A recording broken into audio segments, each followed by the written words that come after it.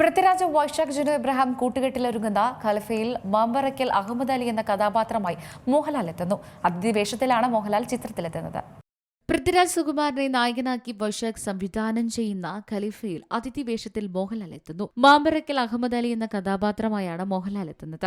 പൃഥ്വിരാജ് അവതരിപ്പിക്കുന്ന കഥാപാത്രത്തിന്റെ മുത്തച്ഛൻ വേഷമാണിത്. മമ്മൂട്ടിയെയും മോഹൻലാലിനെയും ഈ വേഷത്തിലേക്ക് പരിഗണിച്ചതാണ്. വൈശാഖിന്റെ ബ്ലോക്ക് ബസ്റ്റർ ചിത്രങ്ങളായ പോക്കിരാജയിൽ മമ്മൂട്ടിയും പുലിമുരുകനിൽ മോഹൻലാലുമായിരുന്നു നായകന്മാർ. ഓണം റിലീസായിട്ടാണ് ഖലീഫ എത്തുന്നത്. പൃഥ്വിരാജ് അമീർ അലി എന്ന സ്വർണ്ണ കച്ചവടക്കാരനായി എത്തുന്ന ചിത്രത്തിന്റെ ആദ്യഘട്ട ചിത്രീകരണം ലണ്ടനിൽ പൂർത്തിയായി. 15 വർഷത്തിന് ശേഷം വൈശാഖും പൃഥ്വിരാജും ഒരുമിക്കുന്ന ചിത്രം കൂടിയാണ് ഖലീഫ.